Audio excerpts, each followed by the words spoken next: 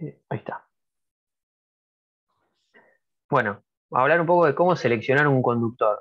Sí, esta parte no solo sirve para seleccionar un conductor nuevo, digamos, que posiblemente no sé si les tocará hacerlo en su vida profesional o no, pero sí podría darse el caso, y la mecánica es la misma, para el hecho de ver si un conductor existente soporta una nueva carga, ¿sí? Por ejemplo, si agrega una máquina nueva en una parte de la industria, hay que ver si el alimentador o el cable es capaz de soportar esa nueva carga. Y los pasos son muy similares. Acá tenemos un ejemplo en el cual nos va a decir una serie de etapas. Bien, primero, como vimos el otro día, definir la tensión del cable, que eso va a estar atado al suministro que querramos abastecer. De algún modo tenemos que conocer la corriente que va a tener que transportar ese conductor. Bien, si es un conductor que ya existe, la nueva carga, ¿sí? Esto estuvimos también charlando el otro día. La forma de instalación que va a tener ese conductor es muy importante al momento de seleccionarlo, es decir, si va en una bandeja portacable, como vamos a ver en un rato, embutido en la pared, al aire, subterráneo, de la manera que sea, como vamos a ver, interviene un poco en seleccionar el tipo de conductor, va a ir asociado a la forma de instalación y va a limitar la corriente, como vamos a ver, el tipo de instalación que tenga.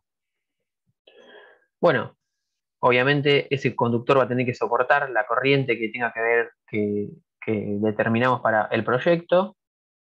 Vamos a tener que verificar, vamos a tener que hacer una serie de verificaciones, ¿sí? Primero lo que se conoce como corriente de cortocircuito, que esto principalmente nos va a servir para seleccionar los interruptores. Y también, como ustedes saben, cuando un conductor eléctrico es atravesado por una corriente, tiene pérdidas por efecto Joule, y eso se evidencia en una caída de voltaje.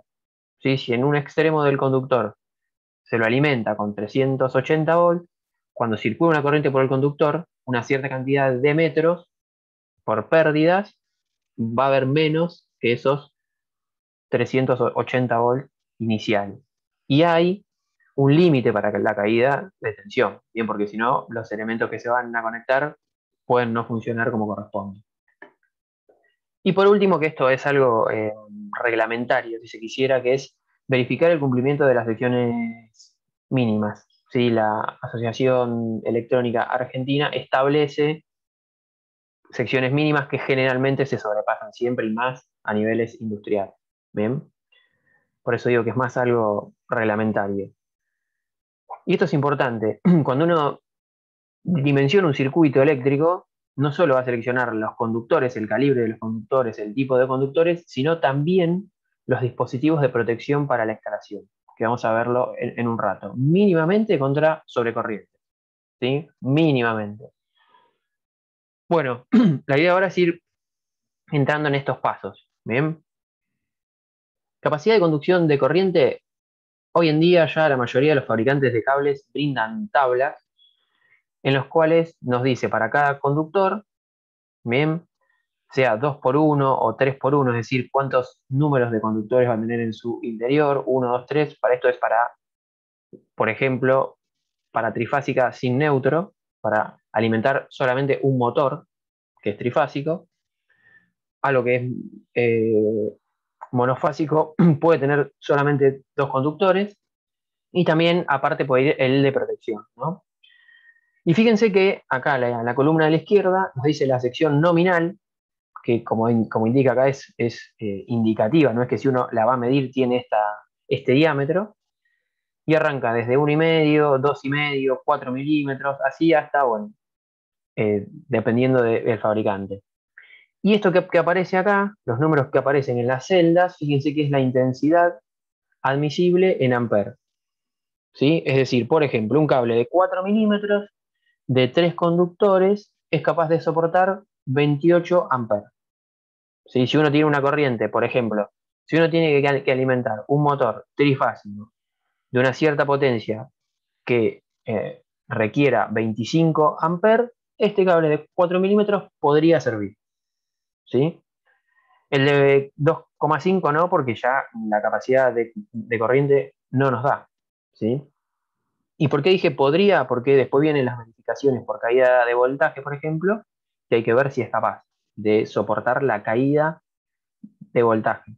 Lo que sí va a soportar es la capacidad de conducción de corriente. La caída hay que hacer otra verificación posterior. Bien. Y fíjense que acá nos habla un poco de el tipo de instalación, como comentamos antes. Embutido en pared, bandeja no perforada o bandeja perforada. Sí, vamos a ver en un rato que la bandeja perforada, como acá la figura muestra un poco, el fondo no es sólido como en este caso, sino que tiene huecos para permitir el paso de aire y mejorar la refrigeración del cable. ¿Sí? Y fíjense que un mismo conductor, por ejemplo, seguimos con el de 4 milímetros, si va en la pared, siempre vamos con 3 conductores, ¿no? Puede transportar 23 amperes. En bandeja de fondo sólido, 28 el mismo conductor. Y en bandeja perforada, 30. Si alguien tiene idea por qué pasa eso, que a medida que pasamos de embutido a pared a no perforada, aumenta la capacidad del mismo cable y a sólido aumenta aún más. ¿A alguien se le ocurre por qué? Perdón, en bandeja perforada, más. Por temperatura. Bien, y dale, cerrá esa idea. Es perfecto lo que decís, pero bueno, El tema es que van a generar calor la conducción de la corriente. Entonces, bueno, si está más en contacto con el aire, va a poder eh, este, eliminar mejor la temperatura que genera, ¿no? No solo excelente, el calentamiento. perfecto, excelente. Lo que dijiste es exactamente lo que queríamos escuchar, ¿no? Como ustedes saben, el efecto Joule, además de evidenciarse en una caída de voltaje, parte de esa energía que se disipa va a parar a calentar el cable, ¿sí? Y piensen que si está, por ejemplo, en un caño embutido en una pared, la capacidad de disipar es limitada, ¿sí? En cambio, ya si lo pasamos a una bandeja con fondo sólido y por lo menos ya arriba y a los costados está abierto. Entonces puede conducir un poco más de corriente. Y si encima le perforamos el fondo, que favorecemos la circulación de aire, ayudamos más todavía. Esto para saber cuánta corriente puede transportar un cable, se lo carga, se lo ensaya y se le hace circular la corriente subiendo su intensidad y se ve qué pasa con la temperatura de ese cable. ¿Sí? Y cuando se llega a la temperatura límite, que va a tener que ver con el aislante, como vimos el otro día, esa es la máxima corriente que va a poder transportar ese conductor. ¿Bien? Esto es algo lógico, digamos. Em, Fíjense que la misma tabla, además de darnos eso, nos va a dar datos técnicos que van a servir, por ejemplo, para calcular los soportes, porque nos va a dar la masa del cable, el diámetro exterior real.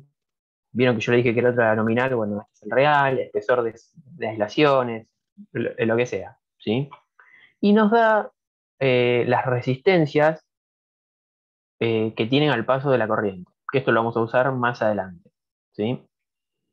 No se usa tanto, pero en algunos casos es útil conocer estos valores, ¿sí? Que tiene que ver justamente con la resistencia que impone este conductor al paso de la corriente y que se va a relacionar con los fenómenos que dijimos, ¿sí?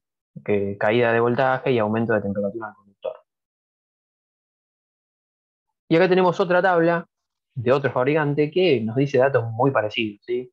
Sección nominal, diámetro, espesor de la aislación, masa. Lo mismo que antes, intensidad de corriente admisible en cañerías, y fíjense que nos dice acá 3. Para instalaciones de aire, ven, en este caso para instalaciones de aire, ¿sí? Eh, si uno quiere en otro tipo de instalación, el fabricante tiene otra tabla, ¿sí? Pero ¿por qué puse esto acá? Porque fíjense que lo que nos dice nos va a servir para hacer la verificación por caída de tensión, la columna esta, que dice justamente caída de tensión, con el asterisco 4 que dice para cables en contacto con corriente alterna de 50 Hz, como nuestra red, con un coseno phi de 0,8. Si uno tiene otros datos, hay que aplicar algunos factores de corrección, pero son datos que son comunes, digamos, ¿sí? Y fíjense que estos valores que están acá, significa, por ejemplo, siguiendo con el cable de, vamos al de 10 milímetros ahora, ¿no? Vamos al de 10 milímetros, nos dice 3,8.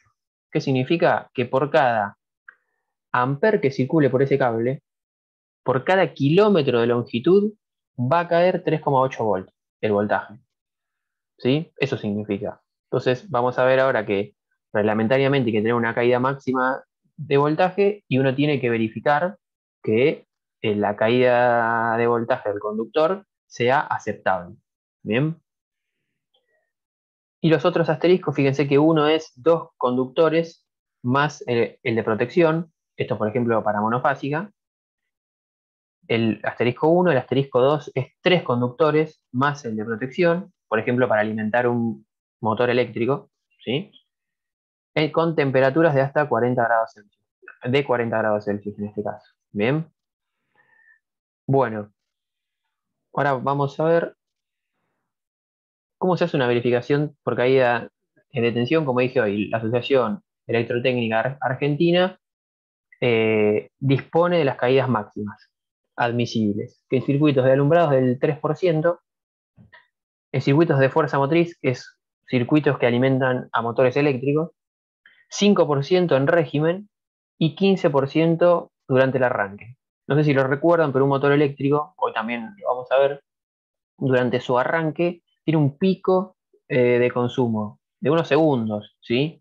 Va a depender de la fuerza que haga ese motor al arrancar, del tamaño de ese motor, pero bueno, durante ese transitorio admite hasta 15% de caída de voltaje.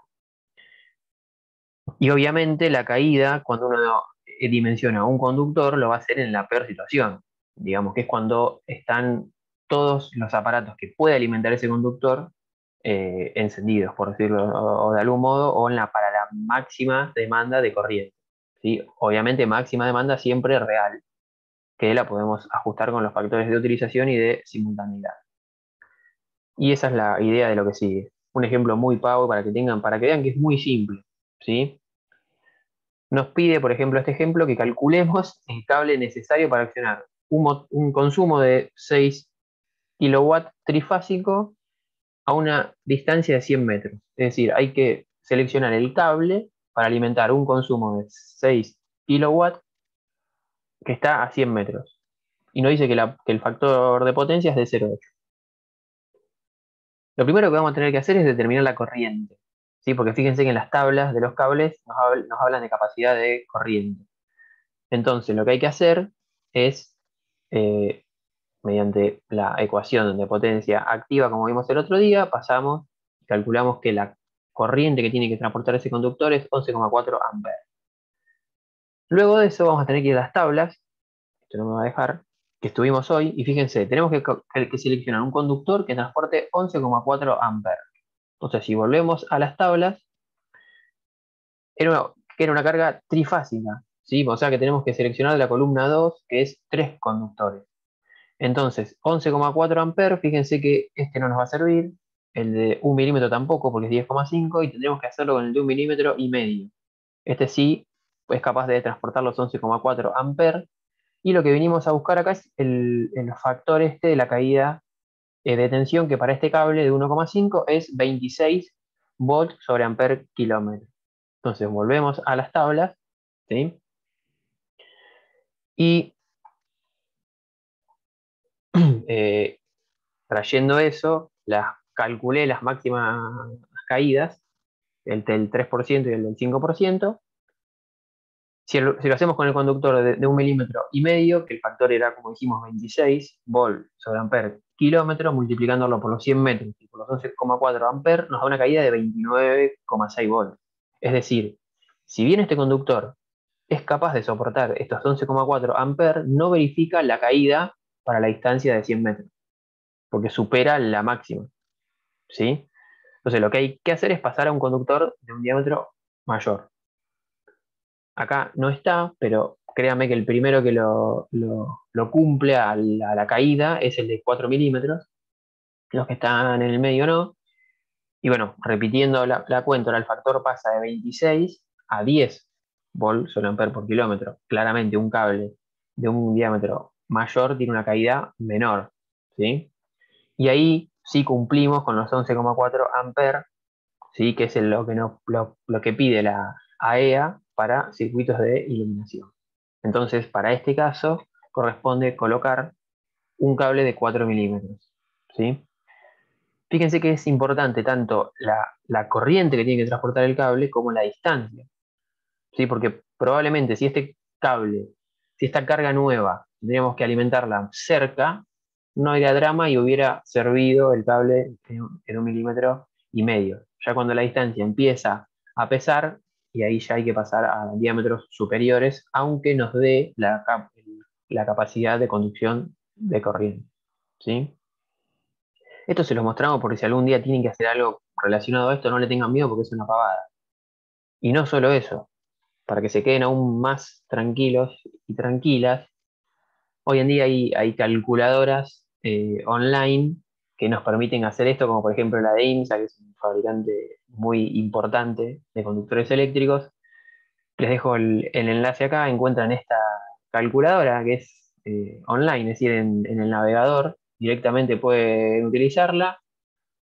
Le pide el tipo de instalación, si va a ser en el aire, embutida, en bandeja, como estuvimos viendo, la frecuencia de la corriente que tenga que transportar, circuito, la tensión, el consumo directamente en kilowatt acá, ¿sí?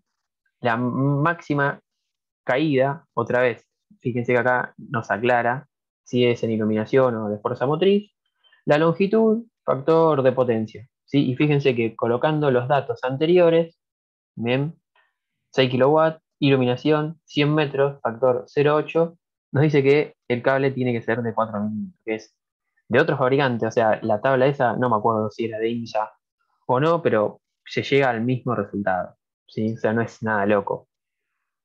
Sepan que esto también existe y está disponible, gratis, online, ¿bien? Nuevamente, por si algún día tienen que hacer algún tipo de verificación o están en un proyecto, ¿sí? Sepan que no le tengan miedo, digamos, porque no es complicado. ¿Quedó claro eso? ¿Sí?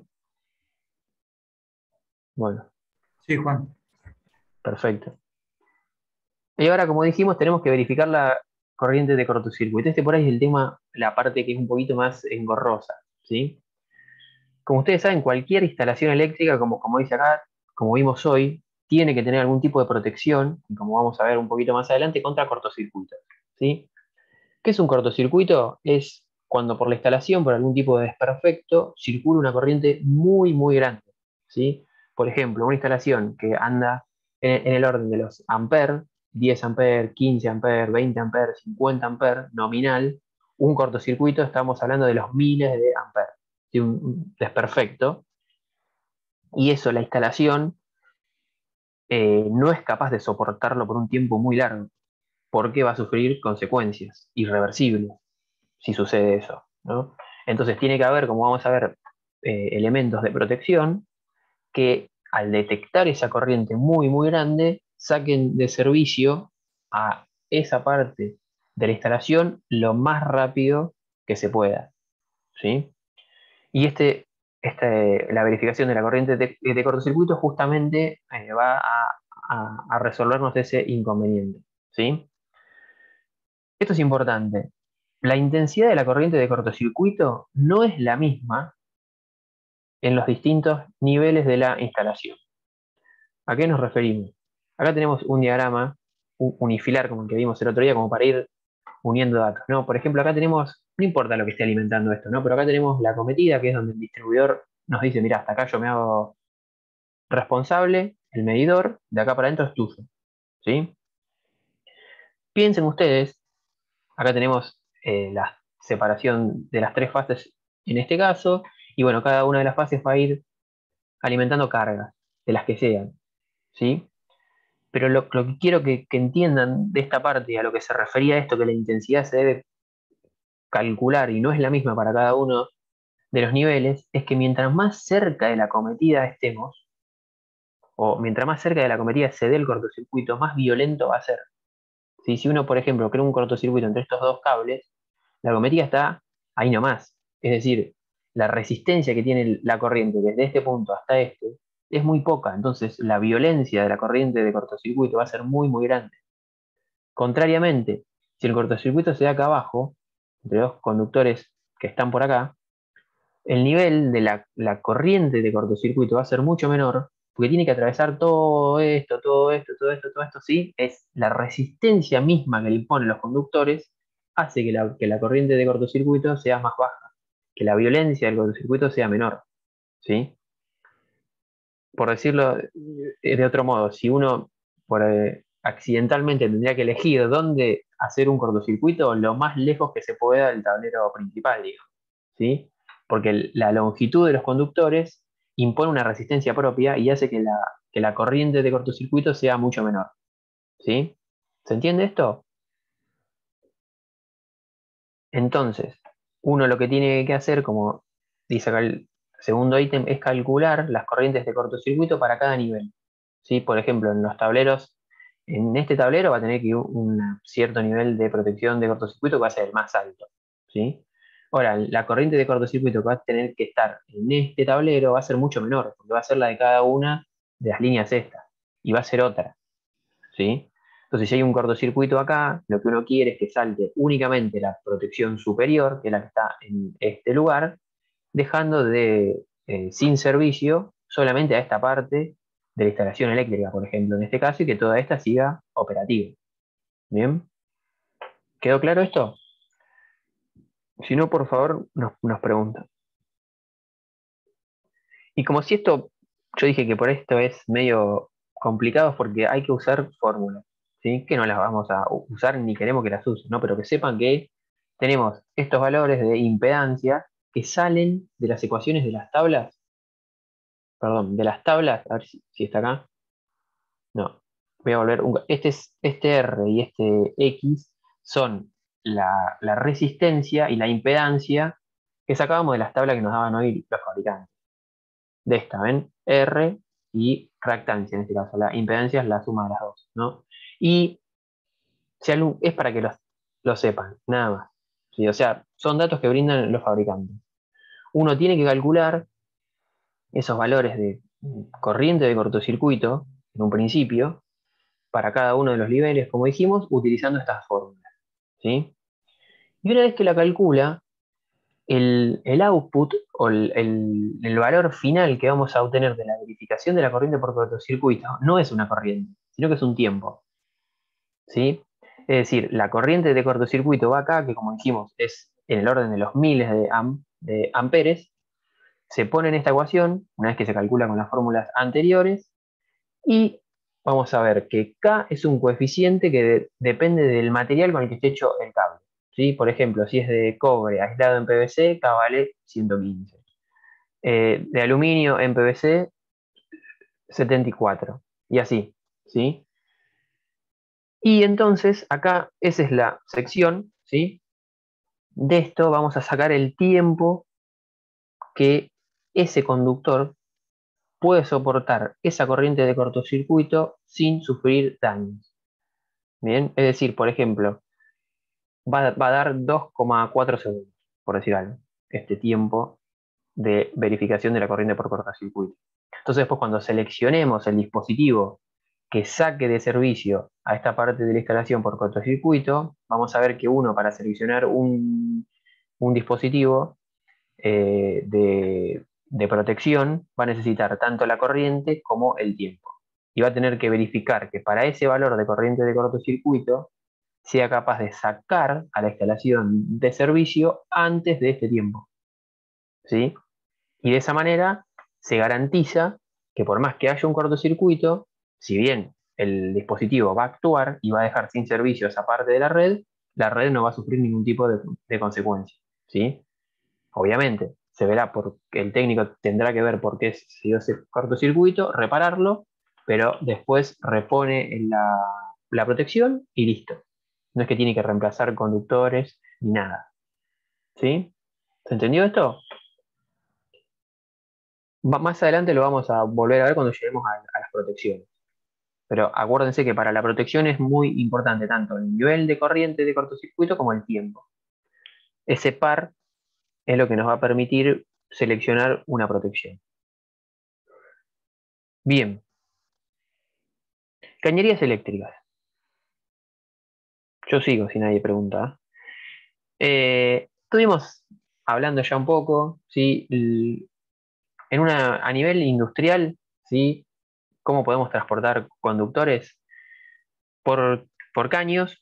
Generalmente en lo que es industria el caño plástico no se utiliza, sino que vamos directamente a caños que son metálicos. Obviamente, además de estos tubos que vienen en distintos diámetros, tenemos todos tipos de dispositivos para vincularlos, ¿sí? Niples, curvas, codos, lo que haga falta para cada caso. Y siempre el objetivo de un caño, ¿sí? Es doble. Por un lado, proteger al conductor, ¿sí? De que nadie físicamente pueda desde el exterior golpearlo, por ejemplo. Y también en el caso de que ese conductor tenga un desperfecto, ¿sí? Que no dañe al exterior ese desperfecto, que quede adentro del caño y punto. Esto es importante porque estadísticamente se sabe que muchos de los incendios, ¿sí? Se dan por un inicio en la instalación eléctrica, ¿sí? Ahí tenemos al señor Eduardo que levantó la mano. Sí, yo quería comentar un poco lo que decía Juan. Hay instalaciones donde hay riesgos, ¿sí? Por las sustancias que se manejan en el proceso, que pueden ser, están categorizadas como seguridad eléctrica aumentada, antiexplosivas, y dentro de cada grupo hay subdivisiones. Y también quería aclarar, y digamos, esas instalaciones son estancas para evitar, de alguna manera, que el, el- el elemento combustible ingrese a un lugar donde pueda haber una chispa que desencadene un incendio o una explosión. Y también quería comentar que las normas para estos caños no son las mismas que rigen para conducción de líquidos. O sea, generalmente van a encontrar caños de espesor de paredes menores que los que vieron en operaciones militares, o para transportar eh, aire comprimido, ¿sí? Porque no tienen un alto nivel de presión interna, o sea, casi son una presión atmosférica, solamente es rigidizar y darle una resistencia mecánica a la instalación, ¿sí? No hay otro esfuerzo mecánico importante. Nada más. Bien ido ahí incorporando el levantar la mano. Pero interrumpí, no hace falta. Eh, ¿Estás bien, diciendo que es un incivilizado? no, al contrario, me sorprende su nivel de civilizado. Bandeja portacable. Sí, estuvimos hablando, pero bueno, ahora vamos a ver unas fotos. Sí, esto es muy utilizado a nivel industrial para lo que es el transporte de conductores. Y hay distintos tipos, como también ya estuvimos conversando, ¿no? Fondo sólido, que es como se ve acá que es totalmente ciego el fondo. Esto se utiliza cuando el cable transporta o muy baja intensidad de corriente o es un cable de datos, ¿sí? Para los que son cables de fuerza electromotriz que tienen que transportar bastante nivel de corriente, la más utilizada es la de fondo perforado, ¿sí? Que como vimos hoy, nos permite o le permite al conductor tener una mejor disipación de la energía, ¿sí? Y en algunos casos, cuando el cable tiene un diámetro importante, digamos que tiene un soporte por sí mismo, se puede usar también la que se conoce como escalera, que fíjense que tiene un espacio considerable entre escalones, por llamarlo de algún modo, sí, pero piensen que si el cable es de un diámetro muy pequeño, va a tener una flexión acá y eso no sirve, ¿sí? Por eso la que más se usa es la de fondo perforado. Después también tenemos la de malla, que es otro ejemplo para lo que es cable de datos o niveles de voltaje muy bajos. Y yendo un poco a los materiales, existen de aluminio y otra vez, la que más se utiliza a nivel industrial es la acero galvanizado, ¿sí? Porque tienen en lo que es costo-beneficio es la más equilibrada, digamos, ¿bien? Eh, Básicamente por su buen nivel de protección a la corrosión. Y en algunos casos particulares, obviamente más hablando de la industria en alimentos, podría darse la de acero inoxidable, aunque obviamente su precio es otro. Edu, Sí, quería comentar también que cuando estamos en alimentos, cuando hay productos cercanos a esta instalación, eh, también de alguna manera hay consideraciones a tener en cuenta que a veces modifican este tipo de canalización por una cuestión sanitaria. O sea, a veces uno busca tener canalizaciones que son cerradas para evitar el ingreso de polvo, para que sean de fácil limpieza, porque imagínense que lo que está mostrando Juan es esta malla portacable. Sanitariamente, si está cerca del producto, calculo que no debe ser bueno. ¿Sí? Entonces, también hay que evaluar la instalación eléctrica desde el punto de vista sanitario, de seguridad alimentaria. ¿Sí? En la industria que es estándar, donde no está ese tema de biológico de por medio, son lo que habla Juan. ¿Sí? Bandejas portacables perforadas, básicamente. más libre, digamos. Bien, y ahora ya yendo un poco a... lo que hacemos es, como hicimos en el servicio de aire comprimido con Eduardo, partimos de lo más general del mercado eléctrico y vamos acercándonos al uso final de la energía eléctrica, ¿sí? Luego de que el conductor llegue a un tablero eléctrico, que vamos a ver que es, como dice acá, que obviamente es una de las partes principales de las instalaciones eléctricas. ¿Por qué? Porque es un gabinete en el que el interior del mismo se coloca una serie de dispositivos que va a depender de cada caso, ¿no? Pero pueden ser desde dispositivos de conexión, de control de lo que es la instalación eléctrica, de maniobra, de protección, de medida, porque podemos medir algún tipo de variable de la red, como por ejemplo el nivel de voltaje, de corriente, de señalización, es decir, puede haber luces que nos indiquen que una carga está siendo alimentada o que alguna de las tres fases falte, por ejemplo. O sea, los tableros son una parte bastante importante porque tienen muchas cosas en su interior, muchas funciones tienen, ¿sí? Y hay distintos tipos. Según la ubicación de la instalación eléctrica, vamos a llamarlo tablero principal, el que obviamente es alimentado por la línea principal. Luego de ese, se van a distribuir hacia los tableros secundarios, ¿bien? Que justamente se alimentan por el principal.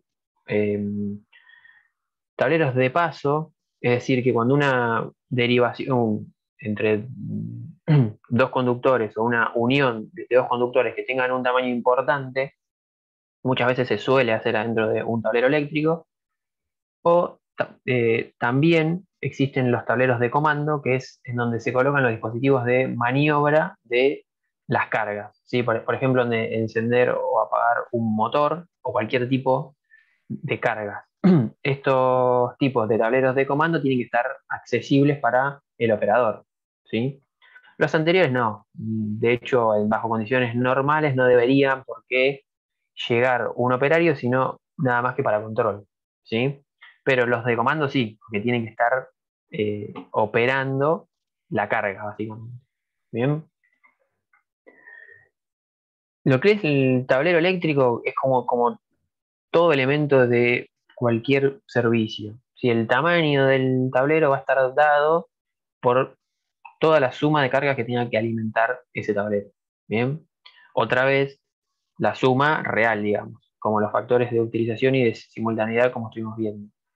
Acá tenemos algunas fotos, ¿sí? Como ven, por ejemplo, acá, estos son pulsadores, ¿sí? Y estos son luces indicadoras, ¿sí? Por ejemplo, de que uno con este pulsador puede encender un motor y acá, cuando sucede eso, se enciende esta luz verde, por ejemplo. ¿Sí? Entonces uno visualmente sabe que del tablero sale la energía para que ese motor se encienda. Vamos a ir viendo más ejemplos. Bien. En cuanto a materiales, pueden ser o metálicos o plásticos. Hoy en día se está haciendo mucho lo que es tableros plásticos y más que nada que claramente va a depender del ambiente, ¿no? Y tenemos otro más, a ver si se me sale acá, plástico reforzado con fibra de vidrio, porque además tiene una capacidad aislante importante que le brinda seguridad al usuario, digamos. ¿Bien? El metálico tendrá otro mejor soporte, digamos, por ejemplo, para lo que son las condiciones ambientales, pero la realidad es que los plásticos también se bancan ese tipo de condiciones. En muchos casos hay tableros que son modulares, es decir, vienen de distintos tamaños de fábrica para cada uno, el uso que cada uno quiera darle en cada caso, ¿sí? Y obviamente también se construyen a medida. ¿Qué quería comentar de esto? Bueno, también, al igual que las protecciones, los tableros eléctricos tratan de que si él sufre algún desperfecto, alguno de los dispositivos que están en su interior queden contenidos. Y también, como nos comentaba hoy Eduardo, si en el ambiente exterior a los tableros sucede un desperfecto, que no ingrese a los tableros. Así como que aíslan los dispositivos. Vamos a ver que los dispositivos de protección muchas veces tienen piezas móviles y si el ambiente en el que está ese dispositivo está abierto al aire, digamos, y circula polvo o lo que sea, su funcionamiento se compromete. En cambio, al estar en el interior de un tablero uno se olvida, ¿sí? Y también de la humedad, obviamente que es algo muy común en la industria alimenticia. Y lo que vos decías, si hay mucho polvo en presencia y la potencia que maneja el tablero es importante, no es raro ver gabinetes que tengan sistemas de enfriamiento, ¿sí? Que intercambie energía con el exterior, pero no intercambiando aire, sino a través de cañerías de un fluido térmico, ¿sí? O sea, tableros importantes en lugares donde hay mucho polvo pueden tener incorporado un sistema de aire acondicionado para evitar el intercambio de aire, ¿sí? Exactamente. Bien. Bueno, como vimos hoy, ¿cuáles son los dispositivos, ¿sí? que podemos encontrar en un tablero eléctrico? Un montón, y va a depender de cada caso, ¿sí? Pero a modo general, vamos a ver en un rato cuáles son los dispositivos de protección que puede contar, que podemos encontrar en un tablero eléctrico, fusibles o protectores automáticos, como vamos a ver, termomagnéticas, diferenciales. Aparatos de maniobra, los primeros solamente se van a accionar en el caso de que haya un desperfecto en la instalación eléctrica. Ya los aparatos de maniobra no, porque el operario tiene que ir justamente para, por ejemplo, alimentar una carga o interrumpir el paso de una carga, conmutar, es decir, seleccionar un circuito, y aparatos de medición, que estos son indicadores, ¿sí? Por ejemplo, como vemos acá, voltímetros, amperímetros, contadores de hora, ¿sí? Etcétera. Va a depender de cada caso. Bien, fíjense que, bueno, otra vez acá vemos llaves, estos son todas luces, indicadoras. Acá tenemos botoneras o pulsadores, digamos. Bien, ya acá aparecen dispositivos electrónicos que pueden ser o PLC o controladores de temperatura, por ejemplo. Eso va a depender de cada caso, ¿sí? Pero estos es para que vean un poco la versatilidad de dispositivos con la que pueden encontrarse en un tablero eléctrico.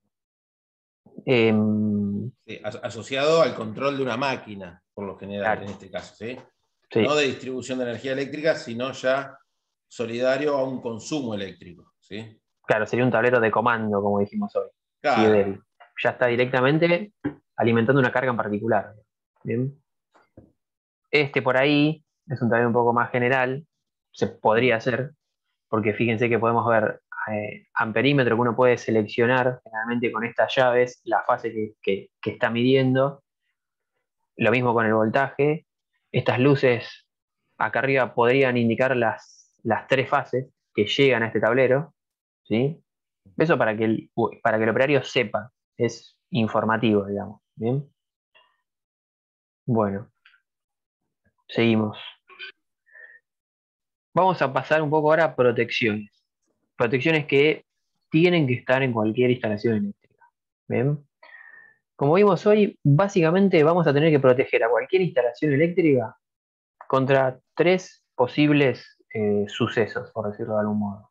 Sobrecargas, que es cuando a la instalación eléctrica, por algún desperfecto obviamente, o por algún funcionamiento anormal de alguno de los dispositivos, de algún momento a otro empieza a circular por la misma una corriente un poco superior a la nominal. Un poco es 4 o 5 veces superior a la nominal, que eso es algo que es no común, digamos, ¿bien? Por ejemplo, un motor que empieza a trabajar de una manera que no corresponde. Entonces tiene que haber algún dispositivo en los tableros que detecten esto y saquen de servicio a la instalación. La que ya estuvimos hablando hoy contra cortocircuitos, esto ya es un nivel de intensidad o un nivel de circulación de corriente mucho más alto, como vimos hoy también es por un desperfecto, y el tiempo en el que actúe el dispositivo tiene que ser muy, muy rápido acá, ¿sí? La diferencia entre las dos primeras son dos cosas. Primero, el nivel de intensidad, es decir, en una corriente, en un cortocircuito el nivel de corriente es muy, muy alto, en el orden de los miles de amperes, como dijimos hoy. Mientras que una sobrecarga es algunas veces la corriente nominal, ¿sí? Esa es una de las diferencias. Y la otra es que el dispositivo que actúe contra cortocircuito tiene que sacar muy rápido de servicio a la instalación. En cambio, contra sobrecargas no tan rápido, ¿sí? Porque la instalación, obviamente, mientras más alto ese nivel de corriente, más rápido va a dañar al conductor y a los elementos de la instalación, por eso hay que sacarlo de servicio mucho más rápido, ¿sí? Vamos a ver en un rato qué dispositivos nos sirven para estas cuestiones. Y la otra desperfecto que puede sufrir una instalación es contra fugas de corriente, es decir, cuando corriente escapa de los elementos que forman la instalación eléctrica. Es decir, un conductor, por ejemplo, por algún tipo de desperfecto, pincha su aislación y descarga, ¿sí?, parte de la energía eléctrica hacia el exterior. El exterior puede ser una pared, una bandeja, la tierra directamente o, si quieren, en el caso más grave, a través de un usuario, ¿sí? Entonces eso es algo que también una instalación eléctrica debe contar con un tipo de protección contra fugas de corriente.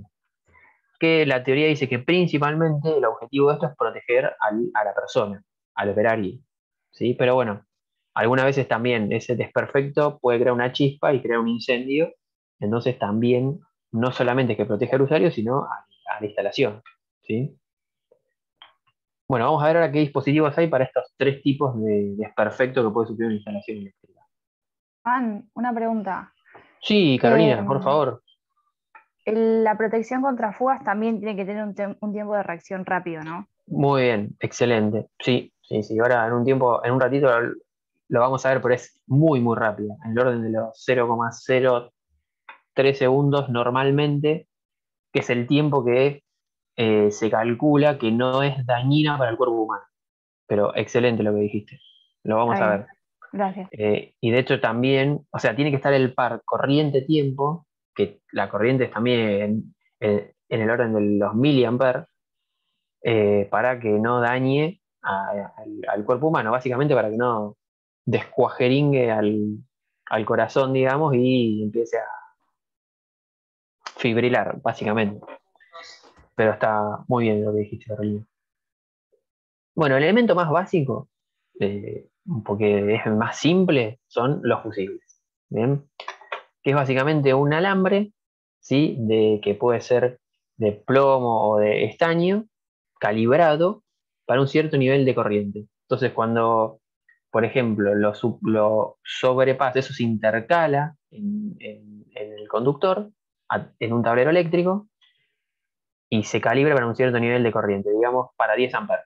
Si en algún momento esa parte de la instalación, por algún desperfecto, circula un nivel de corriente mayor, el fusible se corta. Ese alambre se funde y se corta, ¿sí? Es muy, muy fiel el funcionamiento porque se va a cortar y chao, se interrumpe el paso de corriente a esa parte de la instalación. Bueno, claramente uno tiene que seleccionar el calibre del fusible para la parte de la instalación que esté colocada, ¿no? Y existen varios tipos de fusibles, como vamos a ver ahora.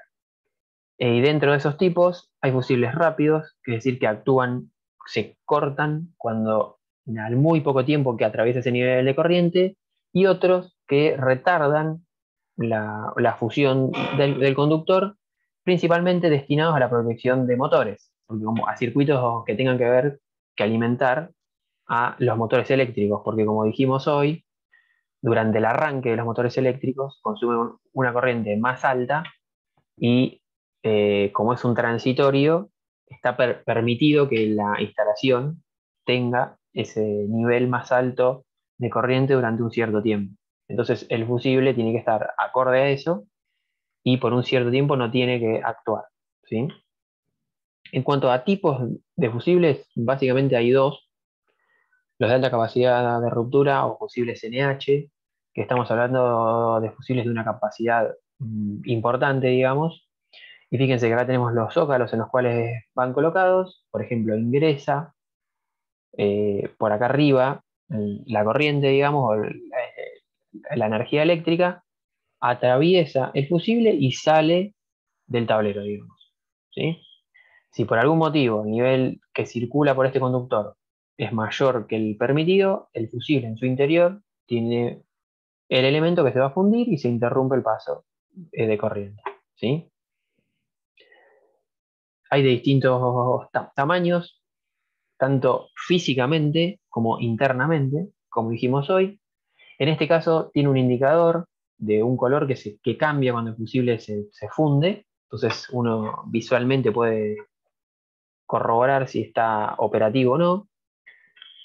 El otro tipo de fusibles que manejan intensidades de corriente mucho menor, ¿sí? Por ahí para comandar, los de arriba para comandar potencia, y los de abajo por ahí para comandar algo electrónico, son los de cartucho, ¿sí? Que tienen el mismo principio de funcionamiento. Y estos se van a seleccionar por el largo y por el diámetro, como dice acá. Varias cuestiones para mencionar de los fusibles. Una es que obviamente son descartables, ¿sí? O sea, bajo ningún punto se recomienda reemplazar el elemento conductor porque se pierde la calibración. El fusible, uno tiene que tener fusibles de repuesto del mismo calibre y cuando se funde, arregla el desperfecto como dijimos hoy y coloca el fusible del mismo calibre, ¿sí? Y otra cosa para mencionar es que, bueno, estos en su interior tienen un tipo de arena, digamos, en esto blanco para tratar de que en el caso de que se funda puede generarse algún tipo de chispa y esto apaga esa chispa, digamos. Bien. Esto es muy simple, los fusibles van a proteger tanto contra sobrecargas como contra cortocircuitos a la instalación eléctrica. Bien. Algo muy utilizado, ¿sí? Em, es, son los protectores o los interruptores termomagnéticos o simplemente térmicas, llamadas, ¿sí? Que combinan dos principios de funcionamiento. Por un lado, tienen una protección magnética, que es un núcleo, sí que tiene un arrollamiento, y como ustedes saben, cuando una corriente atraviesa un conductor eléctrico, crea un flujo magnético en su alrededor. ¿Bien? Entonces, esta protección de tipo magnética le va a brindar al dispositivo un corte rápido, muy rápido, que se relaciona con corrientes muy, muy altas, es decir, cortocircuito. ¿Bien? Y lo combina con un tipo de protector térmico, ¿sí? Que esto es muy simple, es un principio que es mecánico. Si uno junta dos metales, los suelda a dos metales con distinto coeficiente de dilatación, como dice acá, cuando sean atravesados por una corriente eléctrica, esa juntura, digamos, se va a aumentar la temperatura y como el coeficiente de cada uno de los metales es diferente, lo que va a pasar, si lo atraviesa una corriente bastante superior a la nominal, se curvan, ¿sí? Porque tiene el metal que tiene un coeficiente mayor se va a estirar más, digamos, ¿sí? que el que tiene un coeficiente más chico. Y eso lo que va a hacer es abrir un contacto, básicamente, y deja sin servicio a esa parte de la instalación eléctrica. Los interruptores termomagnéticos combinan estos dos principios de funcionamiento. El magnético, que es un corte muy rápido por una corriente muy grande, con el térmico, que es un corte relativamente lento por una corriente bastante más chica. ¿Sí? Entonces, tenemos en un mismo dispositivo protección contra cortocircuitos y contra sobrecarga. ¿Sí? Esa es la gran ventaja, digamos, que en un mismo dispositivo combinamos de los dos tipos de protecciones. Que hasta ahí es parecido a los fusibles, porque también nos protege o protegen a la instalación de las dos cosas. Pero la gran ventaja que tienen los termomagnéticos o las térmicas es que no hay que cambiarlos, ¿sí? Sino que lo que hace el dispositivo es actuar, salta en un sistema que tienen en su interior, por un mecanismo interrumpen el paso de la corriente y posterior a solucionar el inconveniente simplemente se repone a través de una manijita y listo. No hay que reemplazar el dispositivo como en el caso de los fusibles. Por eso su difusión, digamos. ¿Bien? Acá tenemos algunas fotos, ¿sí? Distintas marcas. Bueno, en este caso es la misma marca, Sika, y fíjense que nos va a indicar varias cosas que vamos a ir hablando ahora. Por ejemplo, esta letra D que está acá, o C que está acá, es el tipo de curva que va a tener el dispositivo, es decir, cómo va a actuar en función de la corriente y el tiempo. Hay dispositivos que tienen una forma u otra de curva de disparo, que es lo que se conoce, que va a hacer que para un determinado nivel de corriente el dispositivo salte más rápido o más lento. Y eso va a ir para cada caso de aplicación. ¿Sí? La corriente nominal, que en este caso es 80 amperes, 40 amperes en el caso de la derecha. Este 10.000 que está acá en el rectángulo, 6.000 que está acá, la capacidad de ruptura, que es bajo cierta norma, se los ensaya, y es la corriente que puede manejar el dispositivo, ¿sí? Fíjense que si estamos en el orden de los 10.000 o de los 6.000 amperes, claramente estamos hablando de un cortocircuito. Fíjense que en este caso la corriente nominal para la que se diseñó el dispositivo es 40 amperes. ¿Eso qué significa? Que cuando el dispositivo es atravesado por una corriente menor que 40, está todo bien. Cuando ya empieza a ser atravesado por un nivel de corriente mayor que 40, 50 amperes, por decir algo, al ratito, si es sostenido esos 50 amperes, el dispositivo va a saltar, ¿sí? Por su protección térmica. ¿Bien?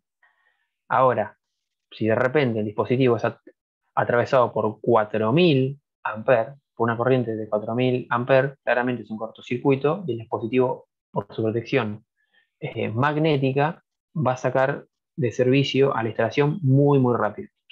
¿Sí? Este 6.000 que está acá es que hasta una corriente de 6.000 amperes el dispositivo no va a pasar nada, va a saltar y punto. Después va y se lo repone. Ya si el nivel de corriente de cortocircuito es superior a esto, el dispositivo puede sufrir daño, ¿sí? Y hay que reemplazarlo en ese caso.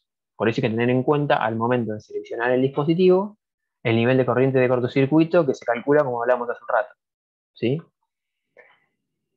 Para que lo sepan, ¿sí? O sea, en el frente de los dispositivos generalmente están todo este tipo de información. Vienen para distintos números de polos, digamos, que va a depender de cada caso, de cada aplicación. Bueno, y acá tenemos una curva característica de disparo de un dispositivo. Esta es una curva que es real, ¿sí? Sacado de un folleto técnico. Fíjese que lo que se grafica acá es el tiempo en segundos, ¿sí? Y abajo tenemos corriente, pero no es corriente simplemente, es corriente sobre corriente nominal. Por ejemplo, a donde dice 1 es la corriente nominal. Si venimos acá al dispositivo anterior, estamos en 40 amperes en este caso, 80 amperes en este caso. Y como es la corriente nominal, el dispositivo Cuando lo atraviesa esa corriente, fíjense, seguimos este 1 y ahí nunca toca la curva de disparo.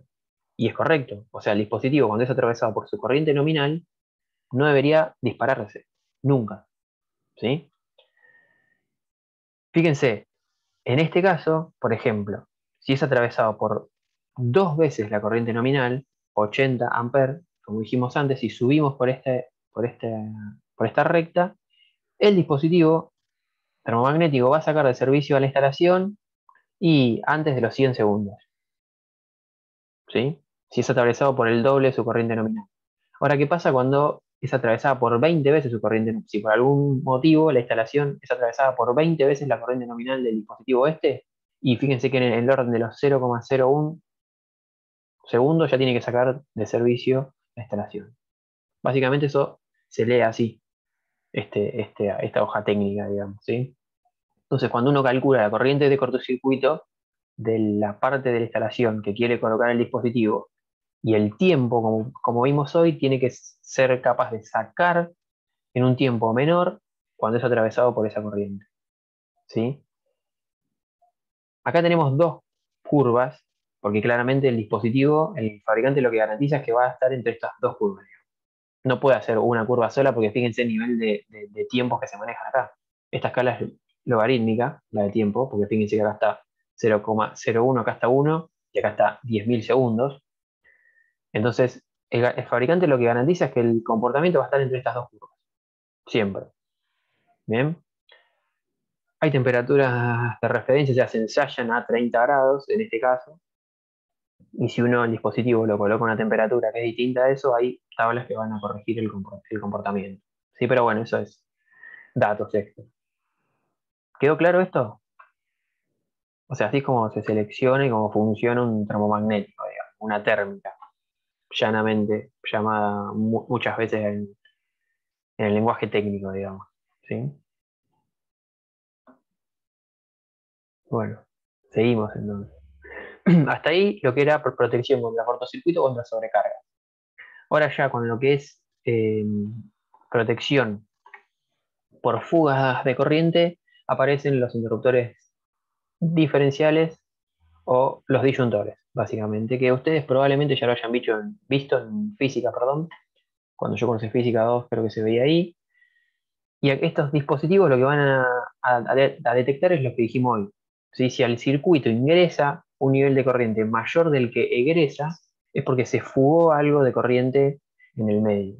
Y esa fuga tiene que ser medida por el interruptor diferencial y si tiene un cierto nivel, por ejemplo, que va a depender de la sensibilidad del dispositivo, 30 mA o 300 mA o 500 mA para niveles industriales, salta el dispositivo en un tiempo, como dijimos hoy, de 0,03 segundos. De esa forma se garantiza que se protege a la persona, al operario, que puede ser que esa fuga de corriente se dé a través del cuerpo del operario y causarle daño.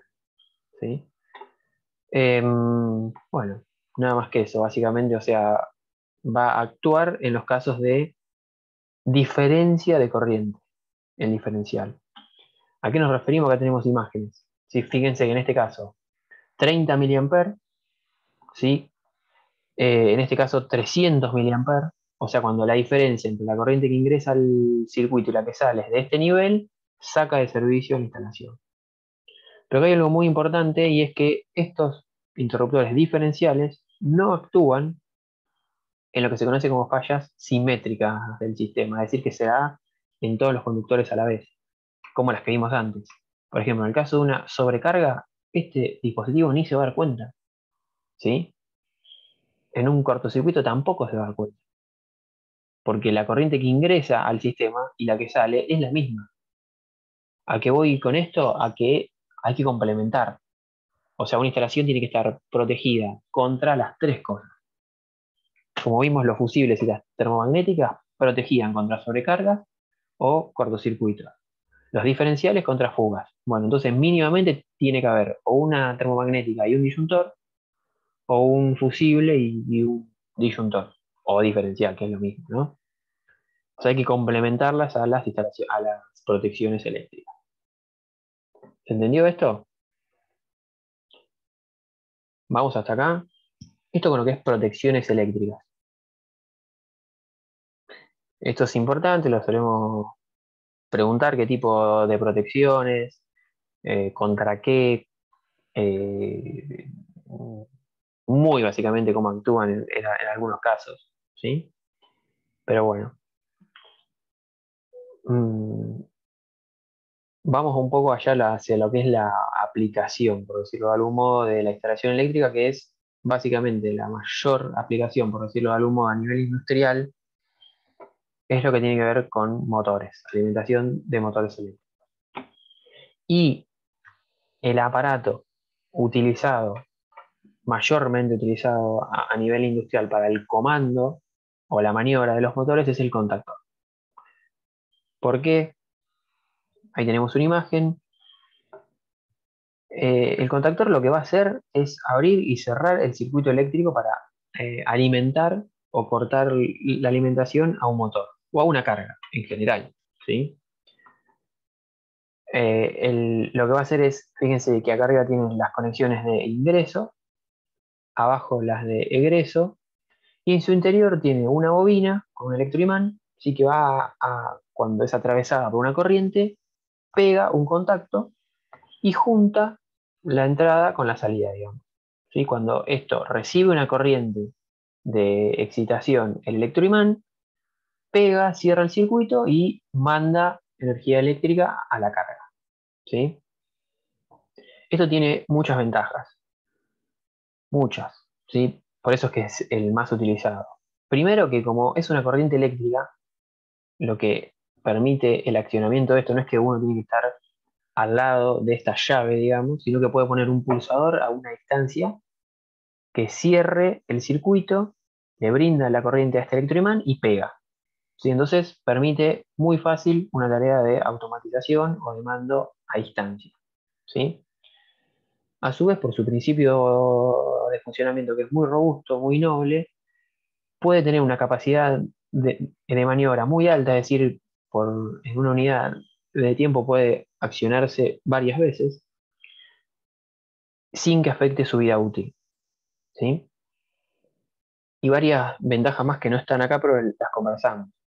Por ejemplo, cuando uno prende una luz de la casa, basta la llave, prende esa llave y toda la corriente del circuito atraviesa esa llave. ¿Sí? Ahora, ¿qué pasa si uno tiene que alimentar una carga muy, muy grande? Bueno, el tamaño de la llave tendría que ser muy grande, porque tiene que ser capaz de soportar toda la corriente para alimentar esa carga.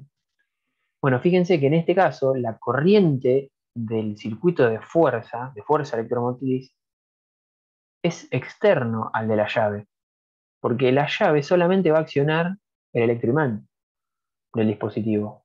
Toda la carga, toda la potencia va a atravesar el dispositivo por otro lado. ¿Sí? Entonces eso es una gran ventaja porque uno pone una llave chiquitita, ¿sí? Con un pulsador muy simple o con un PLC, puede alimentar una carga de un tamaño muy importante, una carga muy importante. Esa es una ventaja. Y la otra ventaja es que las bobinas de los contactores, como mencionamos hoy, pueden no funcionar con 220 volts, sino con una tensión que sea segura, con 24 volts. Entonces, el operario, accionando un botón que tiene una corriente, un voltaje, perdón, de 24 volts, que es seguro, acciona una carga que es monofásica o trifásica. ¿Sí? Entonces eso en algunas veces, en la mayoría de las veces, está bueno desde el punto de vista de la seguridad del operario. ¿Sí? ¿Se entendió esto que dije a lo último que no está en la diapo? Por eso que están utilizados el contactor. ¿Sí? Bueno, sigo. Esto se está volviéndose un monólogo. Edu, Pico, digan algo. Em, bien. ¿Esto para qué es? Maniobra de motores. Pero también, de algún modo, hay que protegerlos a los motores contra ciertos desperfectos eléctricos que puedan ocurrir y evitar que se dañen.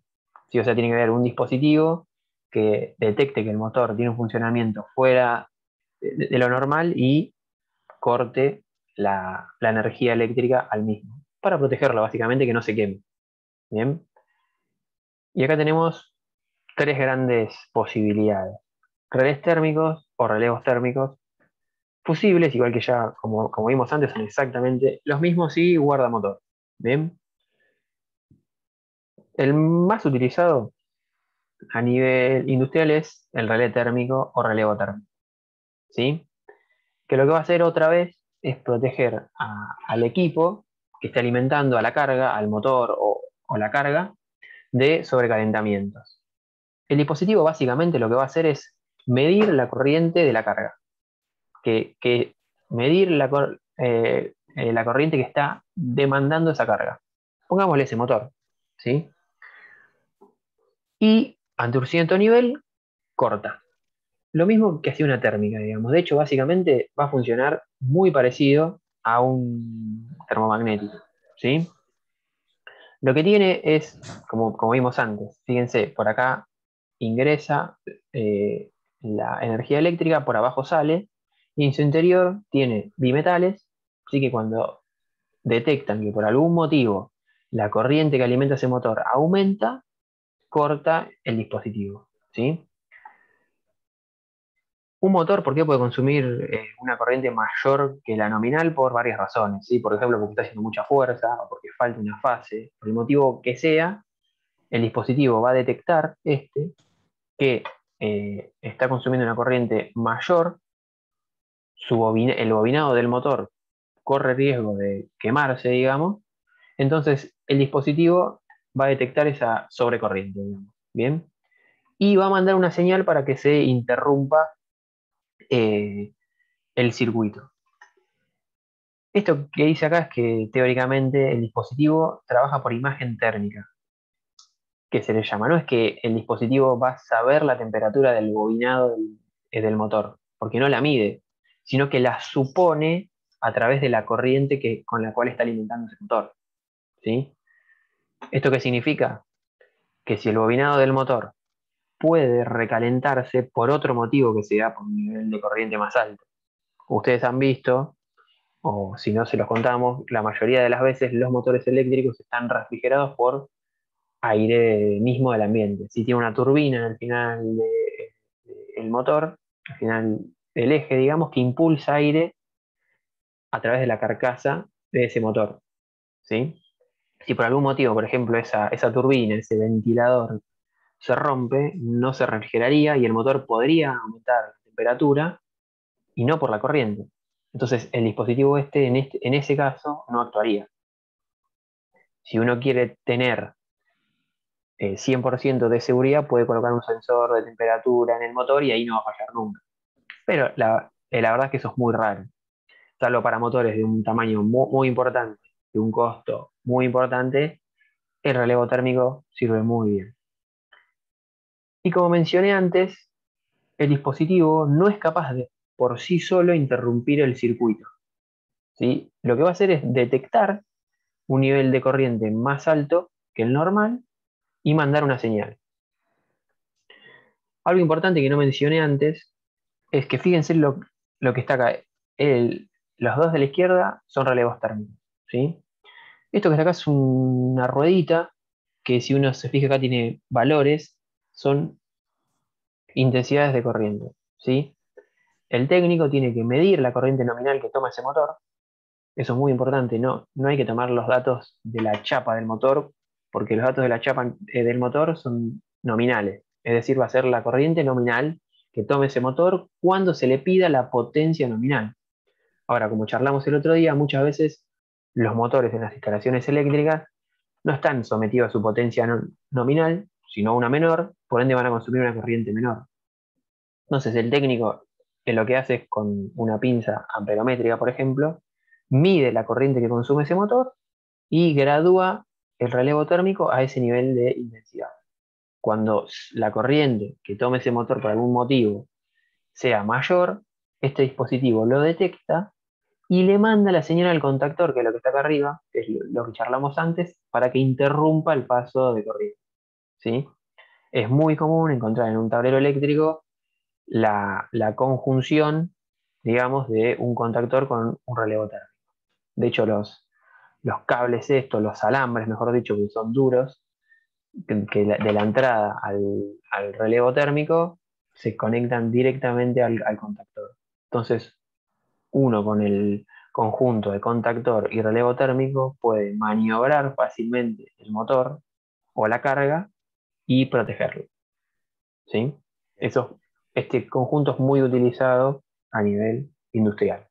Sí. Edu, creo que querías comentar algo. Sí, comentarles un poco para hacer un poco más de adornar lo que dijo Juan, que bien, en la ruedita esta se fija una corriente algo por encima de la nominal del motor, ¿sí? Para que no hacerlo muy sensible, y que este aparato en conjunto, como dijo Juan, con el contactor, el relevo térmico con el contactor, no es que por sí solo ellos van a, en caso de sobrecarga, a cortar la alimentación eléctrica, sino voy a tener que utilizar estos bornes de control que tienen en la parte frontal el relevo térmico para hacer las conexiones eléctricas mediante conductores eléctricos, vincular el contactor con el relevo térmico para que uno se comunique con el otro. O sea, no hay un Wi-Fi acá que se comunica el relevo térmico con el contactor, sino hay que vincularlos mediante conductores de comando, de control, ¿sí?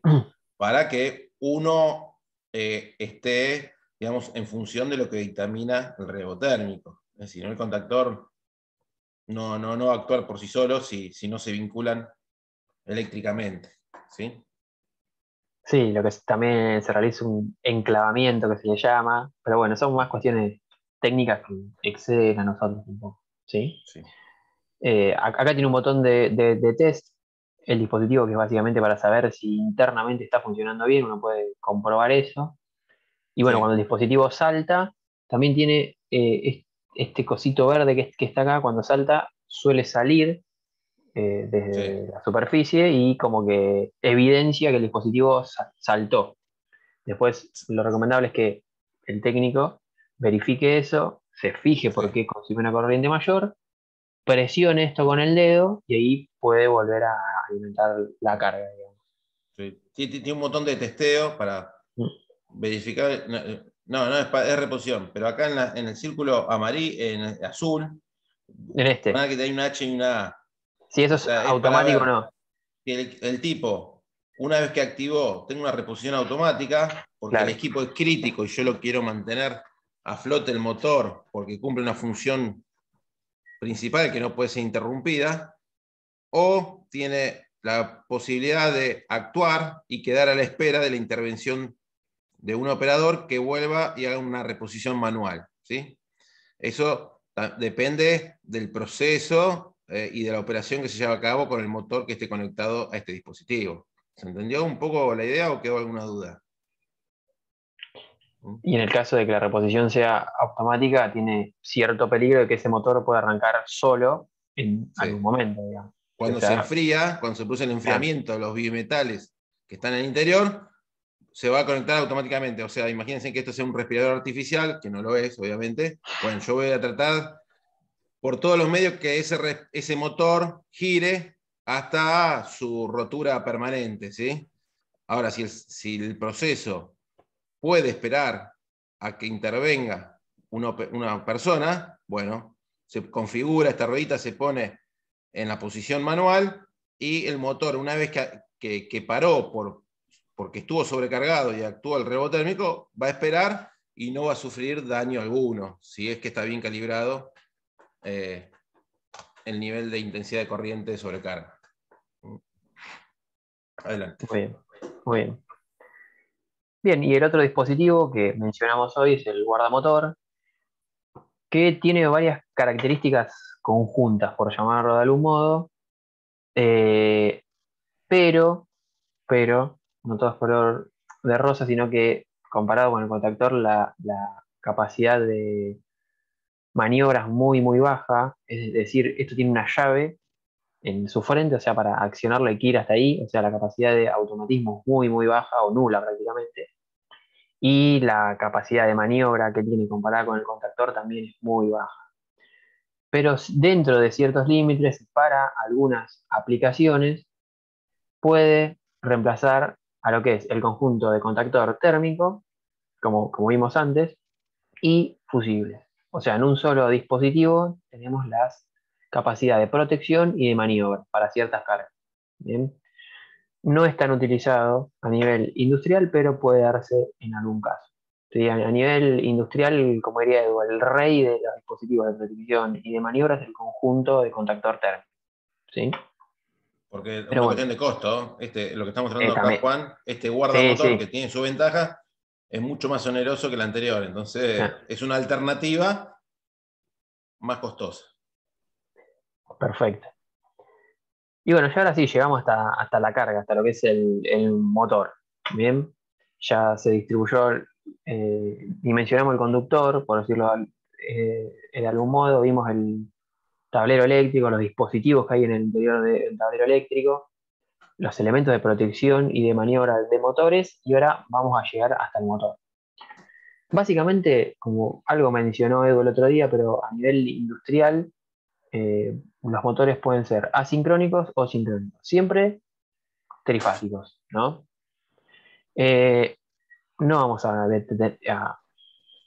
hablar demasiado de esto, sino que los motores que se utilizan en la actualidad son los asincrónicos, básicamente por su simpleza, por ser nobles, robustos, y dentro de los asincrónicos también tenemos dos tipos, el de rotor bobinado o en cortocircuito, que es también conocido como jaula de ardilla, y el más utilizado es el segundo otra vez, porque es más barato, más simple, más robusto, más fiel. MS es el más simple, ¿sí? Tiene la desventaja de que su velocidad de funcionamiento es fija. ¿Sí? La velocidad de funcionamiento de un motor asincrónico con rotor y cortocircuito va a depender, por un lado, de la frecuencia de la red con la cual se lo alimenta, que en nuestro país es de 50 Hz, y del número de polos que tenga ese motor. Fijadas esas dos cosas, que las frecuencias de la red, del país, eso no se cambia, y el número de polos lo fija el fabricante del motor, la velocidad va a ser fija. ¿Sí? Vamos a ver en un rato que existen algunos dispositivos que permiten cambiar esa velocidad. ¿Bien? Pero bueno, esa si se quiere es la contra de este tipo de motores. Eh, Como hablamos hoy, el inconveniente, si se quiere, o uno de los mayores inconvenientes que tiene la red eléctrica es durante el arranque de los motores. Porque como vieron en electrotecnia, durante un transitorio, el motor va a consumir una corriente bastante mayor que la nominal. Y eso en algunos casos puede traer perturbaciones en la red, más que nada cuando se realiza lo que se conoce como arranque directo de motores, que es alimentar al motor con la tensión nominal de la red. 380 volts en el caso que sea un motor que es trifásico. Entonces, en algunos casos, miren, acá tenemos una tablita que nos dice orientativamente, ¿no? La corriente que toma un motor en función de su potencia. Fíjense que, por ejemplo, hasta 3 caballos, un motor hasta 3 caballos de potencia toma orientativamente 4 veces su corriente nominal durante el arranque. Es unos segundos, pero bueno, toma una corriente 4 veces mayor que la nominal. Y mientras de mayor potencia sea el motor, si bien la corriente que va a tomar es menor, pero la perturbación que causa es muy, muy grande, porque a su vez el tiempo de arranque de estos motores es mayor, ¿sí? Porque son mucho más grandes, más voluminosos y tienen una inercia más grande. Entonces, en estos casos, ¿sí? Eh, es factible estudiar hacer un arranque a tensión reducida. ¿Sí? Como vamos a ver ahora que hay dispositivos que nos permiten hacer ese arreglo, que obviamente es más complejo, pero desde el punto de vista de la red es mejor. Vamos a hablar un poco de eso. ¿Sí? Arranque directo, como dijimos hoy, es el más simple, es el que se recomienda hacer siempre. Siempre que se pueda, se recomienda este tipo de arranque porque es el más simple. ¿Bien? Y es aplicar a los bornes del motor, como dijimos, la tensión nominal, a la que va a trabajar siempre. Tiene una ventaja realizar el arranque de esta manera, arranque directo, que es que el par que tiene el motor durante el arranque es 1.5 veces el nominal, ¿sí? Algo que no dijimos, si hay motores que arrancan haciendo fuerza, por decirlo de algún modo, por ejemplo, un elevador, una cinta transportadora, va a estar bueno que tenga un elevado par de arranque, porque va a vencer con esa inercia. Pero el tiempo que tarda en llegar a la velocidad nominal va a ser mayor si el motor arranca haciendo fuerza. Por ende, el tiempo que consuma esa corriente mayor que la nominal también va a ser mayor y va a causar más perturbaciones en la red. ¿Bien? Y como dice acá abajo, una vez que la velocidad del motor o que el motor alcanza su velocidad nominal de funcionamiento, la corriente se va a su valor nominal. Pero justamente si el motor arranca haciendo fuerza, por decirlo de algún modo, esa velocidad va a tardar más en alcanzarse y el tiempo en que baja la corriente también va a ser mayor, ¿sí? Por eso, este tipo de arranque directo se utiliza generalmente para motores pequeños, ¿sí? Menos que 5 HP, y que no necesiten una gran cupla o un gran par de arranque. Para los otros casos, se recurre a arranques con tensión reducida. Es decir, se va a alimentar los bornes de ese motor con una tensión menor que la nominal y se la va a ir aumentando gradualmente o en escalera, por decirlo de algún modo, ¿sí? Entonces se reduce la corriente, entonces se reduce el campo magnético, todo bien para el punto de vista de la red, no sufre tanta perturbación, pero la cupla, si hacemos esto, o el par que puede hacer ese motor, o la fuerza que puede hacer ese motor durante el arranque, también se va a reducir. Y eso en algunos casos está bueno, pero en otros es un limitante, ¿sí? Además de, como dijimos antes, se recomienda utilizar en motores de gran potencia o que arranquen haciendo fuerza. Si uno tiene una aplicación que tenga muchos motores arrancando y parando todo el tiempo, aunque no sean grandes, también está bueno que arranquen de esta manera porque si no puede hacer lío en la red, como dijimos. Bien. Y dentro de estos tipos de arranque con tensión reducida, básicamente vamos a nombrar tres dispositivos que permiten hacer estos arranques. Arranque estrella-triángulo, ¿sí? Más conocido históricamente, por decirlo de algún modo. Es mecánico, como vamos a ver, el más barato. Arrancadores suaves, que están en el medio, y los variadores de frecuencia, que son dispositivos, los dos últimos son electrónicos. El último es el más costoso de los tres, pero tiene otras ventajas que vamos a ir viendo, ¿sí? Y hoy en día se está utilizando un montón. Básicamente porque gracias a los productos chinos, su precio es mucho más accesible. Bien, no nos vamos a aburrir con esto. Básicamente lo que va a hacer un arranque en estrella triángulo es, acá tenemos los bornes del motor, ¿sí? Conectado en estrella, fíjense que acá está el centro de la estrella, y conectados en triángulo como muestra lo de la derecha. Esto lo que va a hacer es reducir, ¿sí?, la corriente durante el arranque cuando se los conecta en estrella y después llevarla a su corriente nominal automáticamente, como dice acá, cuando el motor alcanza el 90-95% de su velocidad nominal, se permuta la conexión y se lleva a conexión triángulo, que es lo que va a estar consumiendo en el resto del tiempo, digamos, en su condición nominal. Fíjense que lo que se hace es reducir la tensión raíz de 3 veces, ¿sí? Básicamente eso se hace con un juego de contactores, que son dispositivos que vimos hoy, que son muy simples, y un temporizador, es decir, es un conjunto simple y relativamente es barato. Bueno, justamente son las ventajas que van acá.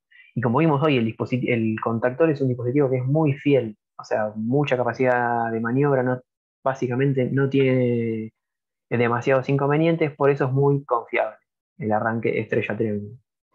Ahora, como desventaja, ¿qué tiene?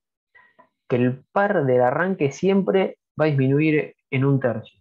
Como dijimos hoy, el voltaje va a disminuir raíz de 3 veces, pero tanto la corriente como el par van al cuadrado, o son función del cuadrado del voltaje. Por eso, siempre, y eso no se va a poder cambiar, el par que tenga el motor que arranque en estrella va a ser un tercio del nominal. Y eso en algunos casos es un limitante, porque como dijimos hoy, si es un motor, por ejemplo, de una bomba centrífuga, no pasa nada, porque no arranca haciendo fuerza.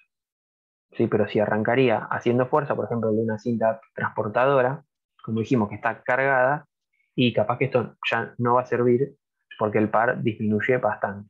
¿Sí? Y bueno, el motor debe ser compatible porque debe tener todos sus bornes accesibles y además internamente la tensión tiene que coincidir con la menor de la red, digamos. Bien. O sea, no es que se puede aplicar a todos los motores este tipo de arranque. Esto, como dijimos, es lo que se usaba históricamente. Ya yendo un poco más a lo actual, por decirlo de algún modo, los variadores de frecuencia son los dispositivos más utilizados para alimentar a los motores con una tensión menor que la nominal. Lo que va a hacer en este caso, ¿se acuerdan que yo les dije que la velocidad del motor asincrónico va a depender de la frecuencia de la red y de la forma constructiva del número de polos que tenga ese motor? El número de polos es fijado por el fabricante. Entonces, básicamente lo que va a hacer el variador de frecuencia es arrancar paulatinamente el motor, que arranque y se vaya acelerando, por decirlo de algún modo, y lo va a hacer variando la frecuencia de la energía con la que alimenta ese motor. ¿Sí? O sea, es un dispositivo que es electrónico, tiene cierta complejidad y que varía la frecuencia. O sea, 50 Hz los cambia. Arranca con pocos Hz, llega hasta los 50 y también tiene la capacidad de alimentarlo con una frecuencia mayor que la nominal. Es decir, que el motor puede girar a mayor vueltas que las nominales. Está muy bueno esto y por eso es que se usa bastante ahora. ¿Sí? Bueno, tienen que regular también la tensión, no es tan simple, o sea, tienen que ir regulando el par, frecuencia y tensión por un tema del flujo magnético de los bobinados.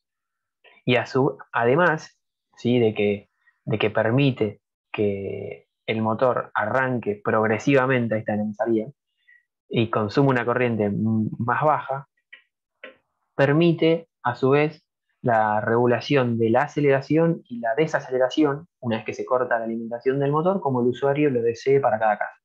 ¿Sí? Y también permite la inversión de marcha de los motores. Acá tenemos fotos, fíjense que son dispositivos totalmente electrónicos que requieren de una cierta configuración que no es tan compleja y una vez que se realizó, ya está. Terminó y el motor se opera comúnmente. ¿Bien? Bueno, acá tenemos algunas ventajas y desventajas de este tipo de dispositivos. Fíjense que la gran ventaja que tiene este tipo de dispositivos es que el par es constante. Es decir, el motor ya arranca haciendo su par nominal. Perfecto para aplicaciones que requieran de vencer una fuerza en el arranque, digamos. Bien. La conexión es muy simple porque básicamente se alimenta al variador con los cables de la red eléctrica y se va hacia la carga. Todas las conexiones, digamos, las hace electrónicamente, todas las variaciones las hace electrónicamente. No tiene piezas móviles porque es todo electrónico, como dijimos. Y desventajas son desventajas, pero obviamente es un sistema más caro, pero con las ventajas que tiene, a largo plazo no es tan caro cuando uno pone todo en la balanza, lo que es ventajas y desventajas del dispositivo, y requiere, como mencioné, cierta programación, pero que tampoco es tan compleja y se realiza solo una vez. ¿Sí? Por eso es que está cobrando bastante importancia en la industria este tipo de dispositivos en la actualidad. Más que nada porque el precio, como mencioné, gracias a los chinos, está siendo mucho más accesible que hace bastantes años atrás. ¿Bien? Una consulta. Sí, Mariano, ¿Me puede permitir el variador de frecuencia también regular la velocidad de trabajo? claramente, sí, totalmente. Esa es la gran ventaja, es decir, como yo mencioné hoy, esto básicamente lo que hace es variar la frecuencia con la que se alimenta el motor. El usuario puede seleccionar la frecuencia a la cual se alimenta ese motor. Y como dije hoy, la frecuencia va íntimamente ligada con la velocidad de rotación que tiene ese motor. Entonces vos podés poner que trabaje al 100%, que eso significa que la frecuencia con la cual alimenta la carga, alimenta el motor, es la misma que la de la red, 50 Hz, o puedes hacer que sea el 70% de la nominal o el 110% de la nominal, es decir, puede hacer que gire más rápido que lo que el fabricante lo pensó, por decirlo de algún modo. Claro, yo eso también lo puedo regular mecánicamente, ¿no? Después del motor. Ah, bueno, sí, podrías, por ejemplo, con una caja de engranaje o con un juego de poleas, con lo que sea, podrías regularlo, pero es mecánico, digamos, esto Y, lo haces y escalonado, o sea, también. escalonado en ciertos puntos. La flexibilidad que te da esto, y también como estaba hablando otra vez con Mariano, el tema de eficiencia, o sea, Claro, si bien el motor está trabajando en 50 Hz y esto tiene un punto óptimo de trabajo, cuando vos lo alejás, como dijo Juan, que lo puede llevar hasta más del 100% de la velocidad de rotación, el motor pierde eficiencia, claro. ¿sí? No pierde torque, o sea, no puede hacer la fuerza nominal para que fue diseñado, pero de alguna manera también la electrónica ayuda porque con un control vectorial puede manejar la cupla y es mucho más flexible que es más compleja, pero más flexible que una modulación de velocidad mecánica, ¿sí? Sí, Ahí habría que evaluar por un lado la eficiencia, ¿no? El consumo totalmente. versus, Bueno, sí, pero hoy en día, con lo que es la eficiencia energética a nivel industrial, esto es una gran herramienta para ayudar a la eficiencia energética. De hecho, el ejemplo que dio el otro día Eduardo de la Serenísima era que habían mejorado mucho el consumo con la colocación de variadores de frecuencia en compresores y demás dispositivos, ¿sí? Sí, que también hay que embeber no solamente la velocidad de frecuencia, siempre hace lo mismo, hay que embeber cómo es la dinámica de la máquina, ¿sí? Bien. Si tiene un arranque pesado, si tiene una rampa de aceleración suave, Si no es es un motor solamente que que el arranca una valor de vez al frecuencia es día, la solución para todo. claro, y si es un motor que arranca una vez al día y funciona siempre a la misma capacidad, no tiene sentido colocar un Claro. variador de frecuencia, ¿sí? Exactamente, Juan. Porque Si voy a poner un valor de frecuencia para todos los días trabajar a la velocidad nominal del motor, y ahí estoy tirando la plata. va a depender, no es que es la solución mágica, ¿sí? Va a depender de cada caso, ¿sí? Bueno, y este gráfico muestra lo que comentaba hoy Edu, ¿sí? Si ven que puede trabajar a una velocidad mayor que la nominal, el par cae bruscamente, pero bueno, podría darse el caso, ¿sí? Bien, y el último que nos queda es el arrancador suave, que por sus características está entre medio de lo que es el estrella triángulo y el variador de frecuencia, tanto en costo como en prestación, ¿sí? En este caso lo que va a hacer es modificar el voltaje con el cual se alimentan los bornes de los motores. Básicamente es como colocar una resistencia en serie, digamos, y lo va aumentando el voltaje progresivamente con rampas que el usuario puede ajustar. Fíjense que este caso es mucho más simple de regular que el anterior porque se hace con tornillos que tiene en el frente, que indica tanto la curva de aceleración como desaceleración que el usuario quiere darle al motor. Es mucho más rústico que el anterior, digamos. Bien. Acá dice es apropiado para motores que arrancan de forma fácil y ligera. ¿Por qué? Porque otra vez vamos a tener el drama de que acá tenemos fíjense, par motor para el arrancador suave y básicamente no arranca su par nominal, digamos. Bien. Estos tres gráficos van a comparar de algún modo la tensión que se le da a los bornes del motor en DOL, que es arranque directo, que se pone a su voltaje nominal. Estrella triángulo, que primero va a un 58% o raíz de 3 veces menor el voltaje que el nominal, luego se pasa de un salto, un escalón al nominal, y el arrancador suave que uno puede regular esta curva según cada caso. Acá faltaría el variador de frecuencia, ¿sí? La intensidad, fíjense como el arranque directo, el arranque tiene un pico, El suave tiene un pico que es mucho menor Mm. y el estrella triángulo también, un tercio de nominal, como dijimos. Bien. Y Juan, la curva par motor estaba dibujada en otro gráfico anterior, 2 líneas Sí, anteriores, en el para anterior. variar de frecuencia. O sea, si quisiéramos superponer la curva Ujú. en el gráfico de la derecha, la Sí, tendríamos en la que vos mostraste que la ventaja que tiene frente al arrancador suave es que tiene un torque, regula el torque, porque es más sofisticado y tiene un excelente torque a bajas RPM, ¿sí? exactamente, es constante, digamos, el par, o el torque, como dijo Eduardo. Y bueno, lo último que nos queda es, lo charlamos ya, ¿no? Pero es un dispositivo que es compacto, la instalación es más sencilla con variador de frecuencia porque tiene 3 ajustes que se hacen con 3 tornillos que están de frente en el dispositivo. Y también, como es un dispositivo que es electrónico, al igual que el variador de frecuencia, el mantenimiento es mínimo. Y la desventaja que tiene en este caso es que el torque es gradual a la velocidad. O sea, no tiene un torque constante. El torque en el arranque es poco, que es lo que se ve acá. ¿Bien? Por eso sirve para motores que tienen baja carga en el arranque. Bueno, básicamente las maneras que tenemos. Hasta acá llegamos con lo que es el servicio eléctrico, ¿sí? Así que bueno, ahora quedamos abiertos para cualquier tipo de consultas que quieran realizar.